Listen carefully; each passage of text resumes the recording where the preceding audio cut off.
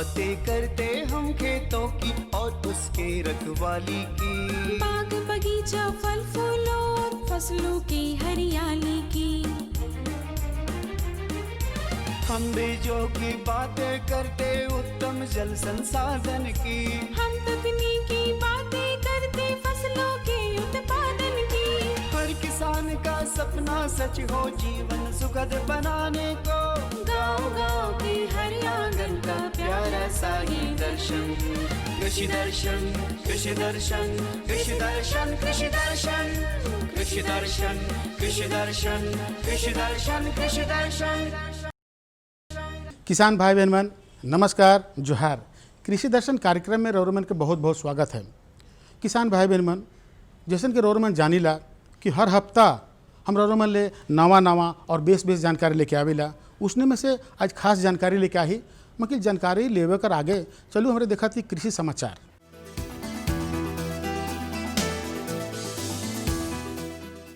नमस्कार, कृषि समाचार में आपका स्वागत है। मैं हूं अर्चना। आइए देखते हैं आज कृषि समाचार में क्या है खास। समेकित कृषि प्रणाली के विकास के लिए चलाई जाती है योजना। बैंगन की फसल को बचाएं तना छेदक कीटों से। फूलों की बेहतर कटाई करता है रोज सिकेटियर। राज्य के कृषि निदेशालय द्वारा चलाई जा रही एक योजना के अंतर्गत समेकित कृषि प्रणाली को बढ़ावा देने के लिए कार्य किए जाते हैं। इस योजना द्वारा ऐसे किसान जो समेकित कृषि अपनाने के योग्य हैं, उनका चयन कर उन्हें आवश्यक कृषि उपादानों के लिए अनुदान दिया जाता है। राज्य में किसानों के लिए चलाई जा रही कल्याणकारी योजनाओं में एक प्रमुख योजना है NMSA योजना। यह योजना कृषि निदेशालय की ओर से चलाई जाती है। इसके अंतर्गत राज्य में समेकित कृषि प्रणाली को बढ़ावा देने के लिए कार्य किए जाते हैं, जिसमें कृषि फसलों के उपादान, ग्रीन हाउस के निर्माण, मधुमक्खी पालन और जल एवं मिट्टी संरक्षण से संबंधित कार्यों के लिए योग्य किसानों को चयनित कर अनुदान दिया जाता है। जिन किसान भाइयों ने बैंगन की फसल लगा रखी है, उसमें वर्तमान अवस्था में तना छेदक कीट लगने की संभावना रहती है, जो कि फसल को बहुत नुकसान पहुंचाती है। इन कीटों के नियंत्रण के लिए फसल पर फेम या कोराजेन दवा का छिड़काव लाभप्रद होता है। साथ ही नीम निर्मित दवा का भी इस्तेमाल लाभप्रद होता है। परंतु दवा का छिड़काव कब और कितनी मात्रा में करना है, इसे जानने के लिए मिलते हैं विशेषज्ञ से। तना में देखेंगे कि पत्ती जो है हल्का सा झुक जाएगा और आप उसको काट करके देखेंगे, उसको फाड़ करके देखेंगे तो उसके अंदर में बहुत ही महीन कीट मतलब रहता है और वो महीन कीट ही आपको तना को झुका देता है। तो उसके लिए जो है कि जैसे ही उस तरह का लक्षण दिखाई पड़े तो उसको आप ब्लेड से या कैंची से काट करके एक गड्ढा में डाल करके उसको भर दें या जला दें।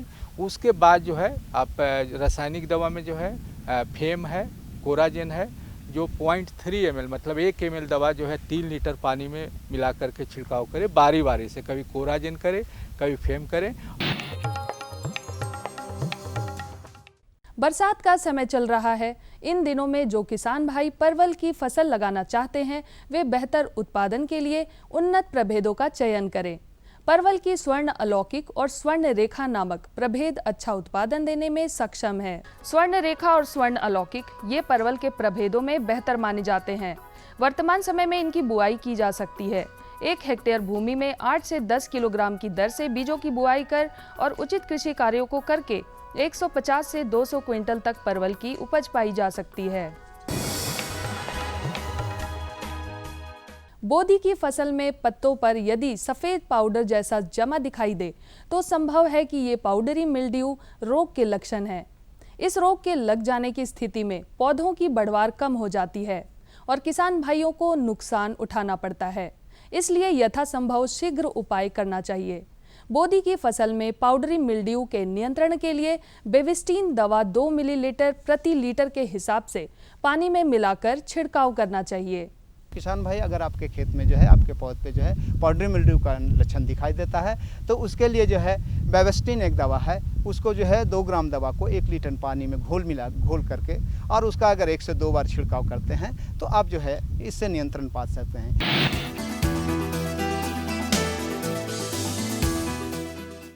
फूलों की कटाई करनी हो या पौधों के डंठलों की छटाई करनी हो, इन कामों के लिए बेहतर उपकरण है रोज सिकेटियर। आइए जानते हैं इस उपकरण में और क्या खूबियां हैं। ये है रोज सिकेटियर। पौधों एवं फूलों की बेहतर कटिंग के लिए इसका इस्तेमाल होता है। इस उपकरण में तेज एवं जंगरोधी एक ब्लेड लगा होता है जो फूलों एवं पौधों के डंठलों को आसानी से काटता है। सबसे खास बात इस उपकरण की ये है कि पौधों के काटे गए हिस्से उसी में फंसे रहते हैं, जिसे आप उचित स्थान पर फेंक सकते हैं।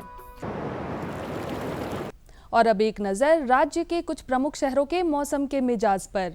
आज राज्य के कुछ प्रमुख शहरों के तापमान इस प्रकार दर्ज किए गए। रांची अधिकतम 29 डिग्री सेल्सियस, न्यूनतम 22 डिग्री सेल्सियस। देवघर अधिकतम 31 डिग्री सेल्सियस, न्यूनतम 25 डिग्री सेल्सियस। जमशेदपुर अधिकतम 32 डिग्री सेल्सियस, न्यूनतम 25 डिग्री सेल्सियस। मेदिनीनगर अधिकतम 31 डिग्री सेल्सियस, न्यूनतम 24 डिग्री सेल्सियस। धनबाद अधिकतम 32 डिग्री सेल्सियस, न्यूनतम 25 डिग्री सेल्सियस। कृषि समाचार में आज इतना ही। कोरोना गाइडलाइन का पालन करें, संक्रमण से बचते हुए करें कृषि कार्य। अगले अंक में फिर मुलाकात होगी कुछ ताज़ा तरीन खबरों के साथ। तब तक के लिए दीजिए इजाजत। नमस्कार, जोहार।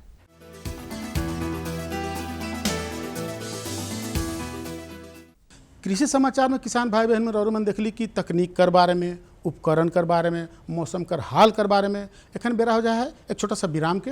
हम विराम के बाद घूर के आवा थी और रौरमन की जानकारी देवा थी।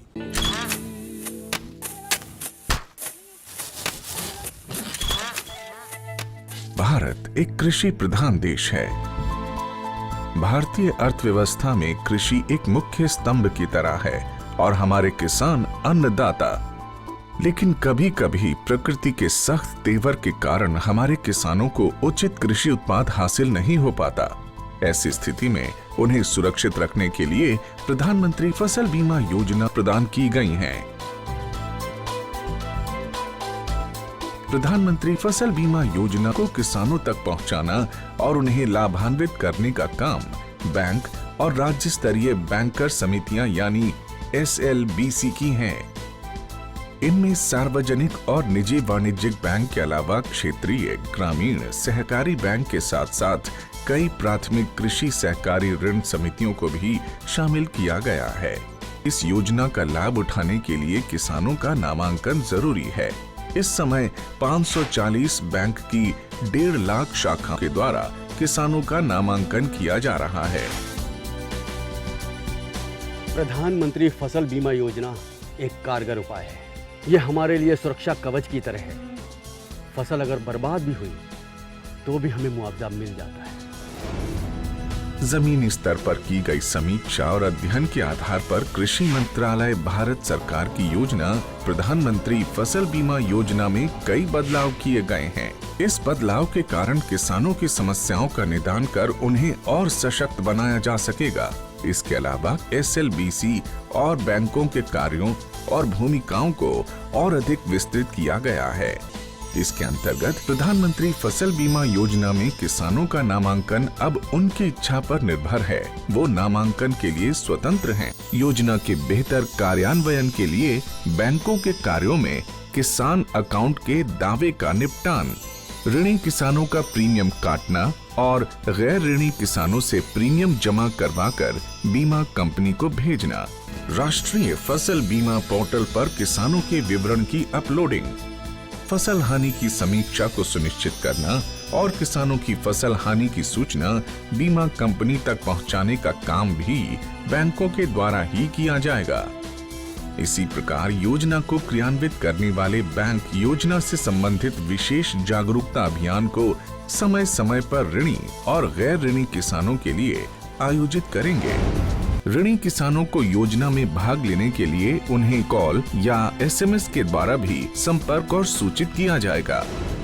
नामांकन की सुविधा के लिए जन धन खाता या बचत खाते का होना जरूरी है। गैर ऋणी किसानों का बैंक में खाता मौजूद नहीं है तो पहले उनका बचत खाता खोलकर सभी सुविधाएं दी जाएंगी। बैंक की शाखाओं को घोषणा पत्र की हार्ड और सॉफ्ट कॉपी को भविष्य में पत्राचार के लिए संभाल कर रखना होगा और उसकी एक कॉपी या एक्नॉलेजमेंट किसान के हवाले किया जाएगा। नामांकन के लिए कट ऑफ डेट से 2 दिन पहले तक बीमा के लिए फसल का नाम बदलने का प्रावधान होगा। बैंक की शाखाएं नेशनल क्रॉप इंश्योरेंस पोर्टल पर सभी विवरण भी दर्ज करेंगी। सभी किसानों और विशेष ऋणी किसानों के आधार नंबर को जांचकर बैंक द्वारा अपडेट किया जाएगा। राज्य और जिला अधिकारी संबंधित एजेंसी और बीमा कंपनी के समक्ष किसानों को शिकायतों की सुविधा प्रदान करने का काम भी बैंकों के द्वारा किया जाएगा। SLBC बैंकों के लिए स्थापित एक शीर्ष संस्था है। यह संस्था राज्य सरकार और भारत सरकार के साथ समन्वय स्थापित कर सदस्य बैंकों के द्वारा प्रधानमंत्री फसल बीमा योजना को क्रियान्वित कर भारत के किसानों को सशक्त करने का काम कर रही है और उसका सीधा लाभ हमारे देश के किसानों तक पहुंचाया जा रहा है। सशक्त किसान, देश की शान। विराम के बाद रौरमन के एक बार फिर से स्वागत है। तो चलू हमारी जानकारी की तरफ बढ़त ही। आज का जो जानकारी है बिरसा मुंडा आम बागवानी के तहत मिश्रित खेती इकर जानकारी के बारे में। तो भाई तो बहुत सुंदर बात है कि आम कर बागवानी हुआ थे और साथ में खेती बाड़ी साग सब्जी सब लगत है, इकर बारे में जानकारी चाहिए। तो आम के बागवानी के साथ कौन कौन खेती हम कर सकीला और कैसे कर सकीला, इकर बारे में जानकारी लेवे के है। तो चलू हमरे जानकारी लेवा थी जो किसान हैं, उनका नाम है मनोरमा टूटी और ये खूंटी जिला का रहने वाला है और प्रखंड है मुरहू। बिरसा मुंडा आम बागवानी से जुड़कर आज कई किसान काम कर रहे हैं। इन्हीं में से एक है खूंटी की रहने वाली मनोरमा टूटी। मनोरमा टूटी अपनी पड़ती जमीन में अब मनरेगा के तहत बिरसा मुंडा आम बागवानी से जुड़ी हैं, जिससे इनकी बंजर भूमि को उपयोग में लाए जाने के बाद इनको अच्छा लाभ मिल रहा है। आज हम हैं खूंटी जिले के ईटे गांव में और हमारे साथ है यहाँ की महिला किसान मनोरमा टूटी जी। आइए जानते हैं वो किस तरह से कृषि कार्य अपनाकर आज वो आत्मनिर्भर है। कृषि कार्य तो बहुत पहले ही से, मगर इस तरह का पहले नहीं करते थे। और यहाँ पर हम जब से आए हुए थे ये मेरा ज़मीन परती पड़ा हुआ था और इसमें हम बिरसा मुंडा आम बागवानी की योजना आई नरेगा के तहत, तो उसी में हम यहाँ शुरू साल हमारा 3 एकड़ में हम आम लगाए थे। उसमें अंतर फसल हम तरह तरह का लगाए थे, गोभी, मटर, टमाटर, तरह तरह का सब्जी, मिर्चा वगैरह सब ढेर सारा। उसमें हमारा बहुत साल से मैंने बंजर पड़ा हुआ ज़मीन में हरा भरा दिखा और हम आमदनी भी उससे आई और हमारा घर का स्थिति मैंने शुरू साल तो उस तरह का उतना अच्छा हम नहीं कर पाए थे, फिर भी से आलू सब ये सब बहुत सारा हम लगाए थे और आलू सब साल भर खाने के लिए रखे और आधा हम बेच भी दिए। अच्छा दीदी, ये तो बिरसा मुंडा आम बागवानी आप लगवाए हैं, ये कैसे मिला, क्या मिला, ये थोड़ा सा कहानी बता दीजिए। ये हमारा ग्राम सभा हुई थी। ग्राम सभा में हमारा चयन खेत का चयन किया गया। खेत का चयन करके हम यहाँ अपना खाता प्लॉट को दिए और उसके बाद नरेगा के तहत ये चुना हुआ और हमारा आम बागवानी पास हुआ ब्लॉक तरफ से। उसके बाद हम यहाँ पर 3 एकड़ में आम बागवानी करने के लिए गड्ढा हम लोग को कोड़वाया गया। उसके बाद जिस तरह का ऊपर से दिशा निर्देश देते गए उस तरह का हम लोग काम करते गए और यहाँ पर हम 16-17 का योजना था, उसमें हमारा आम बागवानी। मनोरमा जी ने अपने बाग में इस योजना से जुड़कर 7 एकड़ की जमीन में आम्रपाली और मलिका नस्ल के आम के पेड़ लगाए हैं।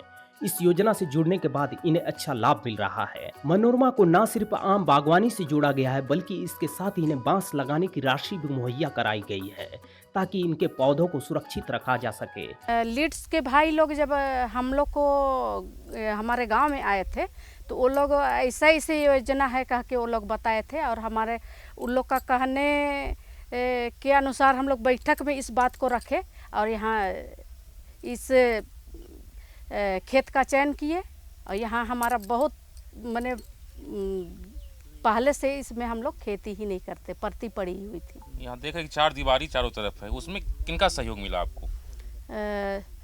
वो भी नरेगा ही के तहत वो भी घेरान का शुरू साल दिया गया और उसमें हम लोग को शुरू साल दिया गया। उसके बाद हम लोग धीरे धीरे करके जो झाड़ी सबको लगाते गए तो मेरा सब घेरान भी हो गया और बांस हमको लगाने के लिए उधर से पैसा मिली हुई थी। जैसा कि अभी कोरोना काल समय चल रहा है, इस समय आप किस तरह की खेती कर रही हैं, क्या क्या लगाई?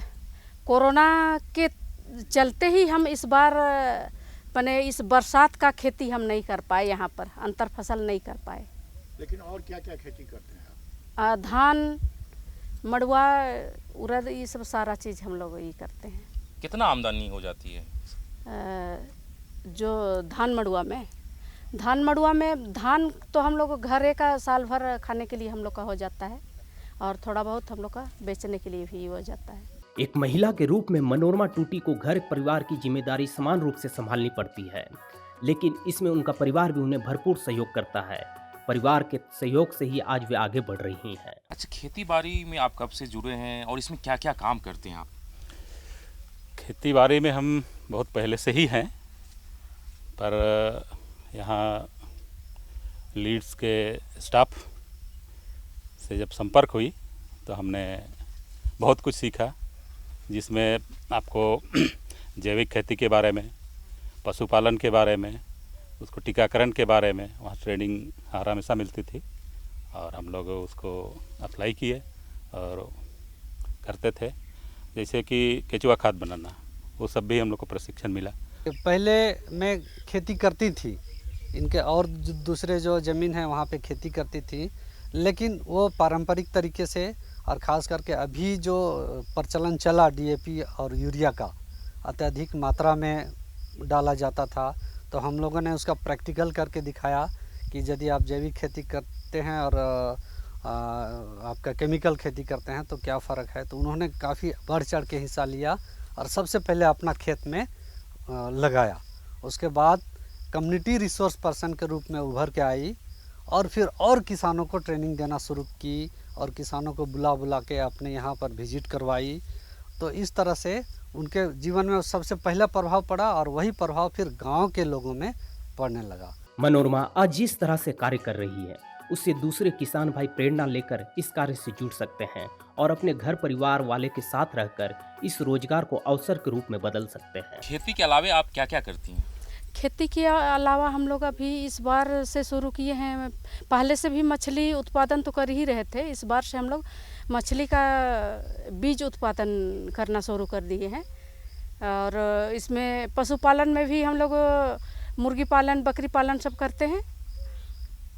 उससे कितनी आमदनी हो जाती है? उससे हर चीज़ का महंगाई बढ़ते जा रहा है। जैसे मुर्गी का भी 300 साढ़े 300 रुपये किलो, तो हमारा देसी मुर्गी हम लोग घर ही में पालते हैं, उसको अलग से हम लोग को चराना नहीं होता है। उसको मुर्गी पालन कर रहे हैं तो मुर्गी पालन से हमारा साल भर का लगभग बीच बीच में हम उस टीकाकरण देते हैं तो उस रोग से बचाव होता है और हमारा उससे 10,000 तक का आमदनी हो जाती है। तो बताओ, ये जानकारी रौरे के कैसे लागलक? मनोरमा टूटी से मिलकर बेस लागलक नहीं? तो चलो हमारे आगे बढ़ा थे दूसरा जानकारी ले। दूसरा जानकारी है, जैसे कि हम कहिला कि खेत हो या बाड़ी, पशुपालन हो या फुलवारी, तो फुलवारी से है भाई गेंदा फूल कर व्यावसायिक खेती, ये तो बहुत सुंदर बात है। गेंदा फूल कर मांग तो रोज में जानबे करीला कि दिवाली में, दशहरा में, पर्व में, त्यौहार में बहुत होवेला। तो भाई इकर खेती कैसे करे के है, इकर में का लागत लगेगा, का कीटनाशक देवे के है, इस सब कर अगर जानकारी चाहिए तो चलू हम आगे बढ़ा थी और विशेषज्ञ से बात करा थी कि भाई इकर बारे में हमको जानकारी दो। जैसा कि आप जानते हैं कि हमारे देश भारत में हर महीने में कोई ना कोई पर्व मनाया जाता है। अगर हम पर्व मनाते हैं, पूजा पाठ करते हैं तो फूलों की आवश्यकता काफ़ी मात्रा में पड़ती है। तो इसी कड़ी में हम आप पहुँचे हैं रांची के दिव्यान में और हमारे साथ यहाँ के वैज्ञानिक डॉक्टर रविंद्र कुमार सिंह जी हैं। आइए उनसे हम जानते हैं कि गेंदा फूल की व्यावसायिक खेती किस तरीके से की जाती है। किसान भाइयों को सबसे पहले मेरा जोहार। किसान भाइयों, अभी जैसे अगर हम बात करते हैं गेंदा की खेती के बारे में, तो ये बहुत ही एक अच्छा व्यावसायिक फूल है। अगर हम झारखंड में इसकी खेती की संभावनाओं की बात करते हैं तो बहुत से किसान इसमें लगे भी हुए हैं और बहुत ही ज़्यादा संभावना भी है, क्योंकि आगे भी जैसे हम देख रहे हैं कि कोई बहुत से पर्व आने वाले हैं, दिवाली आने वाला है, नवरात्र आने वाला है और आगे भी सामान्य जो कोई भी शुभ कार्य होता है उसमें हमारा किसान भाई या जो बाकी जो लोग हैं वो भी गेंदे के फूल का लड़ी बना के उसका सजावट में, उसका पूजा में उपयोग करते हैं। किसान भाइयों, अगर हम गेंदे की खेती की बात करते हैं तो इसके लिए जो हमारी मिट्टी की आवश्यकता होती है वो उर्वर मिट्टी होनी चाहिए। जो जीवांश युक्त जीवांश पदार्थ होते हैं उनकी मात्रा उसमें अच्छी होनी चाहिए। अगर यथासंभव कोई भी हम जो एक सामान्य अनुशंसा करते हैं कि खेती से पहले हम मिट्टी की जांच अवश्य करा लें और उसी हिसाब से उसके बाद हम उर्वरकों का, पोषक तत्वों का प्रबंध करने में हमें आसानी होती है। अगर हम मिट्टी की बात करते हैं तो इसकी कम से कम 2-3 बार अच्छे से जुताई करके हर बार जुताई के बाद पाटा लगा दें, जिससे मिट्टी हमारी भुरभुरी हो जाए और भूमि समतल हो जाए। उसके बाद अगर हम इसमें बात करते हैं गोबर की खाद की, तो अच्छी प्रकार सड़ी हुई गोबर खाद का ही हमारे किसान भाइयों को प्रयोग करना है। वो हमारा 200 से 250 से 300 कुंटल हमें प्रति हेक्टेयर भूमि में मिला देना है, जिससे हमारे भूमि में जीवांश की मात्रा भी अधिक हो जाए और हमारे खेत में जो पोषक तत्व हैं उनको भी जो हमारी भूमि है उसको प्राप्त हो जाए। देखिए, सबसे पहले हमें ये समझना होगा कि हमारा उद्देश्य क्या है गेंदे की खेती के लिए। गेंदे की खेती मुख्य रूप से 2 प्रकार से की जाती है। एक तो हमारा जो खुले पुष्प हैं, जो हमारे जिसका माला में प्रयोग होता है और जिसका हमारे किसान भाई जो है लड़ी बना के या खुले पुष्प के रूप में उसको बेचते हैं, तो उसके लिए जो हमारा हजारा गेंदा बहुत ही ज़्यादा एक लोकप्रिय है यहाँ पे, जिसका कटिंग किसान भाई जो है खुद भी तैयार करते हैं कई बार, और कई नर्सरी से भी ले सकते हैं, या सामान्य रूप से अगर झारखंड की बात की जाए तो कलकत्ता से भी इसकी कटिंग भेजी जाती है। दूसरा, जो हमारी अगर व्यावसायिक किस्मों की हम बात करते हैं तो जो हमारा इंडियन एग्रीकल्चरल रिसर्च इंस्टीट्यूट है, नई दिल्ली में स्थित है, वहाँ से कुछ प्रजातियाँ जो हैं वो विकसित की गई हैं, जिसमें पूसा नारंगी, पूसा बसंती, पूसा बहार, ये जो किस्में हैं ये अफ्रीकन गेंदा की किस्में हैं, जिसे टैजिटस इरेक्टा कहा जाता है। और जो दूसरा एक जाफरी गेंदा जिसे हम कहते हैं, या हम जिसे इसको जो टैजिटस पाचुला जो किस्म होती है, जाति होती है, इसके रूप में इसे विकसित किया गया है। इसकी एक पूसा अपराजिता नाम से एक किस्म है। तो ये जो छोटा हमारा जो कत्थई रंग का गेंदा होता है वो होता है।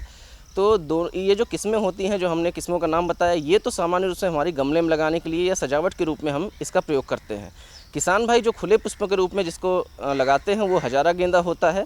तो उसको हमारे किसान भाई जो हैं वो उसकी कटिंग अगर ले सकते हैं कहीं से, चाहे नर्सरी हो या किसी संस्थान से उसकी कटिंग प्राप्त कर सकते हैं। और जो बीज की अगर हम बात करते हैं तो बीज हमें पूसा संस्थान से भी प्राप्त हो सकता है। मुनाफा ले सके जी, देखिए, गेंदा की अगर खेती की बात की जाती है तो प्रमुख रूप से 2 विधियों से लगाया जा सकता है। एक तो बीज के द्वारा, बीज की पहले हम बुआई करते हैं, उसके बाद उसकी पौध तैयार करके उसकी रोपाई करते हैं मुख्य खेत में। इसके अलावा इसे कटिंग से तैयार करके भी लगाया जा सकता है। तो अगर हम बीज से तैयार करते हैं तो उसका पौधा घना होता है, बड़ा होता है, इसीलिए देखा जाता है कि अगर हम गमले में लगा रहे हैं, या जैसा हमने बताया कुछ प्रजातियां जो हमने बताई हैं वो गमले के लिए अनुकूल हैं, उसके फूल काफ़ी बड़े होते हैं, तो अगर उनको हम लगा रहे हैं तो उसको हम सीधे बीज की बुआई करके लगा सकते हैं। और अगर हम, जैसा कि हमने बताया, हजारा गेंदा अगर हम लगा रहे हैं जिसका हम माला में या पूजा में प्रयोग करते हैं, तो उसे हम उसकी कर्तन लेके उसको लगाते हैं।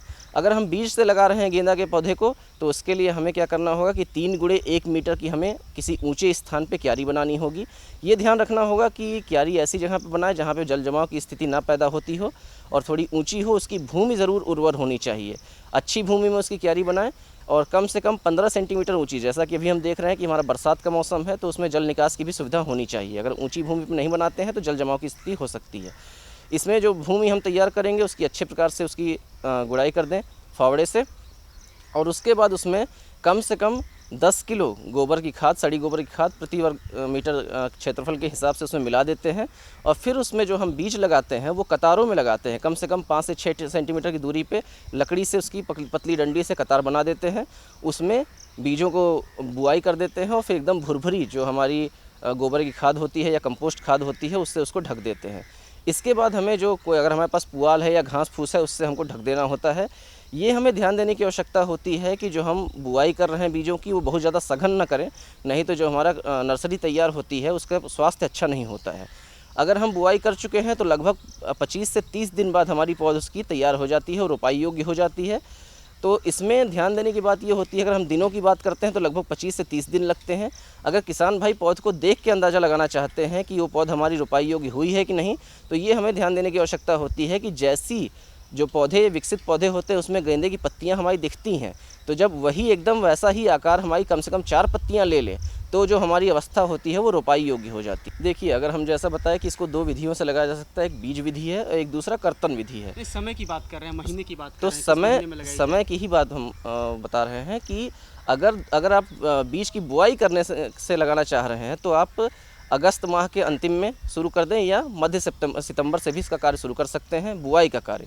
लेकिन अगर आप कर्तन लगा रहे हैं तो आप उसको जो है वो आपका 1 महीना बच जाता है, उसको आप सीधे कर्तन जो है अगस्त, चूँकि अभी हमारा जो समय चल रहा है बहुत ही ज़्यादा वर्षा वाला चल रहा है, तो थोड़ा वर्षा को कम हो जाने दें। अगस्त का जो अंतिम सप्ताह है और सितंबर का जो प्रथम सप्ताह है उस समय अगर हम कर्तन लगाते हैं तो कर्तन सीधे हम उस टाइम उसकी रोपाई कर सकते हैं सीधे खेत में। बताओ ये दुइयो जानकारी बेस लागलक नहीं? तो कहे कर मतलब है किसान भाई बहन मन कि अगर ऐसा जानकारी रोठिन कोई है या हमरे से कोई जानकारी लेवे चाहती तो ज़रूर बताओ, मगर बताए ले रौर मन के पता लिखे को हुई तो पता के लिखूँ। पता है कार्यक्रम कृषि दर्शन द्वारा केंद्र निदेशक दूरदर्शन केंद्र रात रोड रांची और पिन कोड संख्या है 834001। एगो और जानकारी देवे के है रौर मन ना भुलावे के। ये जानकारी है कि अगर ये जानकारी और उनके नहीं मिलक, कृषि दर्शन कार्यक्रम छूट गलक तो परेशानी के बात न के, चिंता कर बात न के। रौरेमन अपन यूट्यूब फेसबुक में जाके देख सकीलेगा और दोबारा अपन जानकारी के पाई सकीला। तो आज इतने इजाज़त दो मकील, हाँ यह दिन और यह बेरा दोसर जानकारी साथ और उपस्थित हो। तब तक इजाज़त दो, नमस्कार, जोहार।